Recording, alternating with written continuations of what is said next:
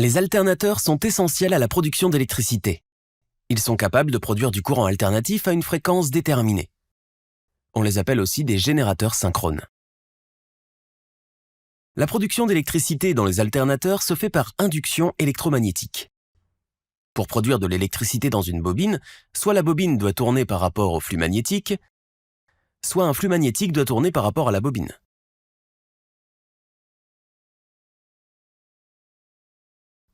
Dans le cas d'un alternateur, c'est cette dernière qui est utilisée. Les bobines du rotor et de l'enroulement inducteur sont les deux parties principales d'un alternateur. Le rotor produit un flux magnétique tournant. L'enroulement inducteur est stationnaire et le flux magnétique en rotation du rotor conduit l'électricité dans l'enroulement inducteur. Le type de rotor illustré ici est connu sous le nom de rotor à pôle saillant. Pour mieux comprendre son fonctionnement, prenons un rotor à 4 pôles seulement. Les bobines du rotor sont alimentées par une source de courant continu. Le champ magnétique produit autour de cette source est tel qu'illustré. Le rotor est mis en rotation par un système d'entraînement. Ainsi, le flux du rotor tourne également avec lui à la même vitesse. Ce flux magnétique tournant rencontre maintenant l'enroulement inducteur, qui est monté autour du rotor. Cela génère une force électromotrice alternative à travers la bobine. Voici une version ralentie de l'interaction entre le rotor et le stator. Pour ce système à 4 pôles, lorsque le rotor tourne d'un demi-tour, la force électromagnétique induite fait un cycle complet. On peut facilement établir que la fréquence de la force électromagnétique induite, la vitesse du rotor et le nombre de pôles sont liés par cette relation. Il ressort clairement de cette relation que la fréquence de l'électricité produite est synchronisée avec la vitesse de rotation mécanique. Pour produire un courant alternatif triphasé, 2 enroulements inducteurs supplémentaires, présentant une différence de phase de 120 degrés par rapport à la première, sont placés dans le bobinage du stator. Généralement, une extrémité de ces 3 bobines est connectée en étoile et l'électricité triphasée est récupérée aux autres extrémités.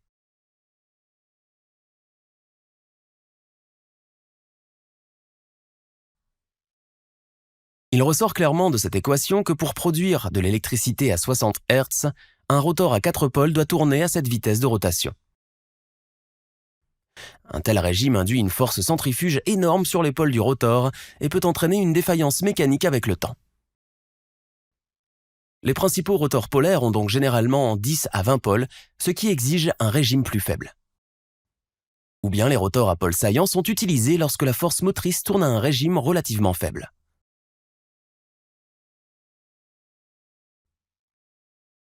Le noyau polaire est utilisé pour transférer efficacement le flux magnétique et il est constitué de lamelles d'acier assez épaisses. Ces lamelles isolées réduisent les pertes d'énergie dues à la formation de courants de Foucault. L'enroulement inducteur du système triphasé à 12 pôles est illustré ici. Un stator est utilisé pour améliorer le transfert du flux magnétique. Le courant continu est fourni au rotor par une paire de bagues collectrices.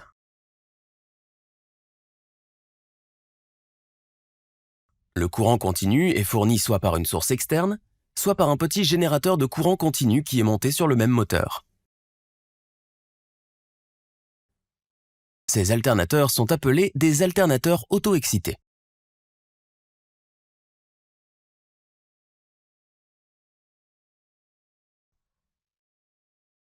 La tension de sortie aux bornes du générateur de charge varie en fonction de la charge. Il est souhaitable de maintenir la tension aux bornes dans une limite déterminée. Un régulateur de tension automatique aide à atteindre cet objectif. La régulation de la tension peut être facilement réalisée en contrôlant le courant de champ. Si la tension aux bornes est inférieure à la limite souhaitée, le régulateur de tension automatique augmente le courant de champ, donc l'intensité du champ. Il en résulte une augmentation de la tension aux bornes. Si la tension aux bornes est élevée, c'est l'inverse qui se produit. Aidez-nous sur patreon.com pour que nous puissions réaliser le doublage de toutes nos vidéos anglophones. Nous vous remercions.